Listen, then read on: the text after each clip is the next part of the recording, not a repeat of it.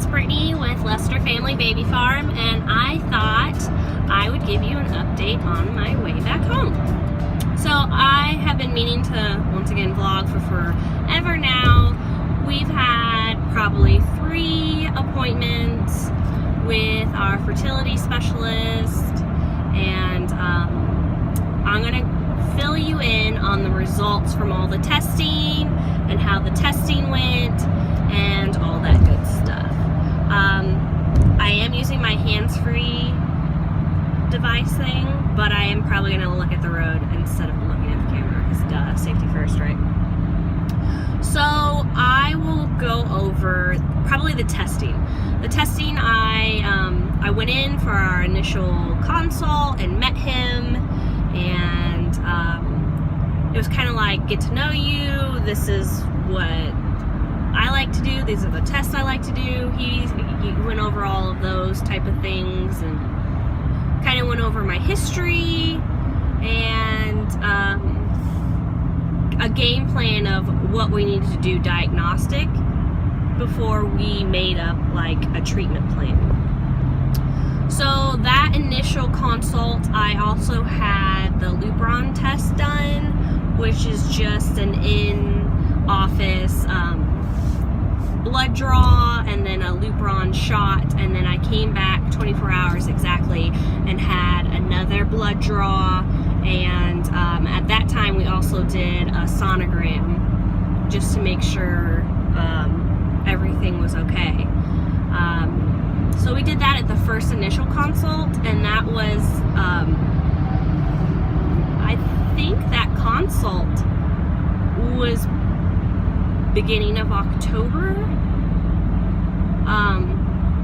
and at that point we also went ahead and made an appointment for an saline histogram, which is like a saline infused sonogram, and he was going to do a biopsy. I was a little concerned about that going into it because I've had the HSG test, which is the dye test through a catheter pushed through your fallopian tubes to check for blockages, and that was actually quite painful. It was a lot of pressure and discomfort and cervix pain, and so I was like, great, here we go again. This is going to be the same experience. And he said that they started explaining what it was and how it would go, and they said that it was going to be a same day outpatient surgery, and I was thinking, whoa, this is like way more intense than I was anticipating. And they consider that because it is done in the OR and it's sterile, and because they do the biopsy for the risk of infection and all those things, but also because my doctor prescribes like a nausea med and a Valium and Demerol and all of these kind of things to help with pain and discomfort. And so then I was like, okay, if it's not going to be painful, I'm a little more hip to this procedure. And so that we had done October 20th, and we had to be there early in the morning. And that day we also went ahead and did my husband's semen analysis. We went over the calendar prior to the procedure of how many days he had to abstain from any release. So that Thursday morning we went in, he did his semen analysis, and I did the saline infused sonogram. And I'll say that it was a very easy procedure. It took maybe 20 minutes. There was no pain.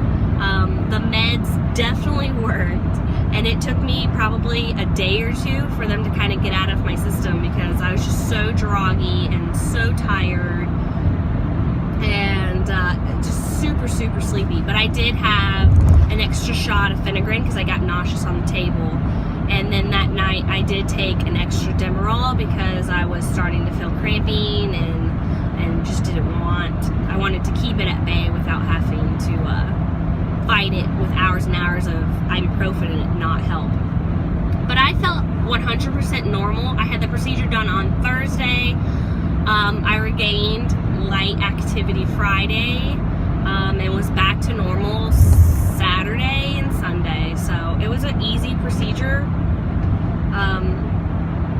scared of the procedure, it's I guess it depends on what your doctor does, but mine, it was super easy, way better than the HSG test. But after that, we had to wait 3 weeks for the results of the biopsy and also the results from everything else, like the Lupron test and all of that. So our follow-up results appointment, which my husband also accompanied me to, was November 7th. And at that appointment, we found out a lot of information that we were not expecting. We already knew that I kind of had a hormonal imbalance involving ovulation issues, that sometimes it works, sometimes it doesn't, but we had never really pinpointed exactly what was going on. I had been diagnosed with PCOS years ago, and so that's what we kind of went with. But when I had spoke to my doctor at the original consult, he said he wasn't really sure if that's exactly what I had. So at the results appointment, we found out, first off, that the semen analysis came back and it wasn't what we expected. We were pretty sad to find out that the amount and quantity was fine. There was over 100 million sperm, but the amount of what he called movers and shakers of, swimming motility was pretty low. They like to see it above 50%, and of course if we can get it 100%, that'd be best. But his was at 38, which is pretty low. I was shocked, my husband was shocked. We've never experienced a male factor infertility. It's always been kind of on my end. So when there's a male factor, it kind of already pushes you into the world of IUI and IVF. Because if there's not sperm to swim to the egg, you can make all the eggs you want and they're never going to get to it.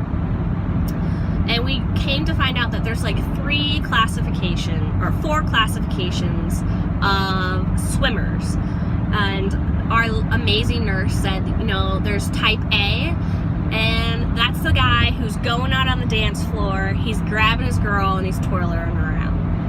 And those are the best. And my husband had 6% type A. So that would be 6 million great guys twirling their girls. And then he had an additional 10% type B. These are the guys who go up to the girl and they'll go and dance with her, but they're not as eager. And so he had 10% of those. So that makes us a total of 16 million typically for our chances of movers and shakers to go get the egg, which in the world of infertility is not the worst in the world. Like, I'm incredibly thankful for that. But when we used to have like the top 10% of great sperm back in 2010 when it was checked, it was a bit of a gut punch to find out that he had gone from 97th percentile down to 38th percentile. And so the rest of them they said the class C, which he had a great majority of, are the guys where they're just kind of drunk and they don't really care about the girl. And she said the fourth class, class D, was the guy who got alcohol poisoning and throwing up in the corner. Could care less. And they said that they don't live very long, that they don't have a very long lifespan, which is something else that we were, you need them to live as long as possible. So that was some disheartening news. And he immediately was like, there's some medication we can try, there's vitamins, there's some lifestyle changes, yada yada yada. But he immediately started pushing for IUI. And I know that my insurance will not cover IUI. And if you do IUI or IVF, they then will also not cover your meds, which makes absolutely no sense to me. And I'll probably make a video about that all in itself at one point in time. But like, what difference does it make if it's timed intercourse or if it's the help of a catheter? Like, craziness, because the meds are probably the most big expense. If you didn't have to pay for your meds, it cuts your IVF costs like in half. So my results, we knew that, I don't exactly 100% remember, but the levels, there's like your LH level and your FH level or something like that they checked, and those were off for me. So that he said that like my pituitary gland, when it talks to my ovaries, they don't necessarily communicate correctly, and there's a lot of lost conversation. So my ovaries are constantly like revving to make eggs, and so I make a lot of really little eggs.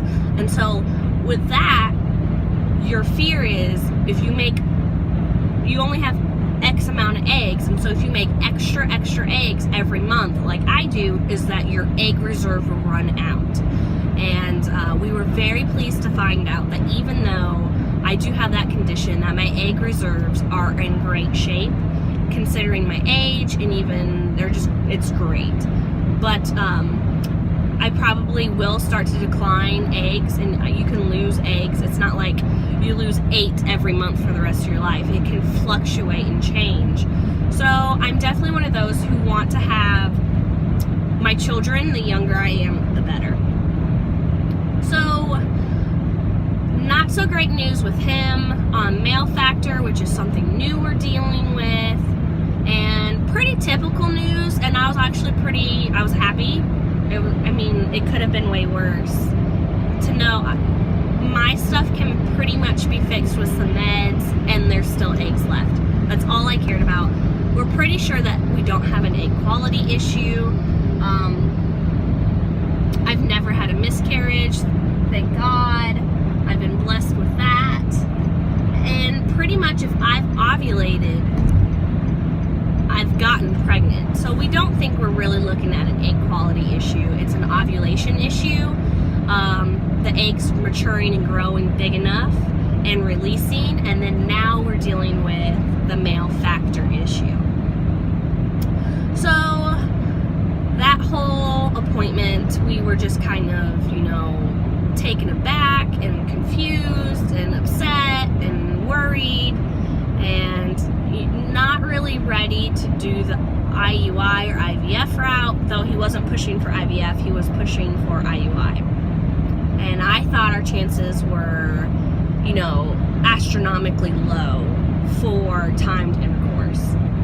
But after talking to one of the nurses, with Jeremy's sperm the way it was right then, our chances were terrible for timed intercourse. And with that, our insurance covers a majority of it. We're still going to be spending probably around $1,000, maybe a little less, for our cycle of timed intercourse. It's money's money, it comes and goes, right? It's worth it. But for IUI, it's significantly more. And also the follistim that I'm on, if we do IUI, it's not covered. So we're going to give the month of December, we're going to try timed intercourse. And I am on the whole month of November. I took birth control and I stopped that last Sunday on the 27th. And today is the 29th, and I just finished our instructions appointment. So that's kind of the catch up for now. I'm gonna do, I have an unboxing of when my meds came in, which was a shock in itself. The box was like half the size of me. I was pretty, I was like, there's no way this is just fertility meds. And he was like, yeah, these are all yours, and they're all from Metro Drugs. And I was like, whoa! Last time I just had this little pin vial of follistim and Femera, and then I took Overdrill in the office, and that was it.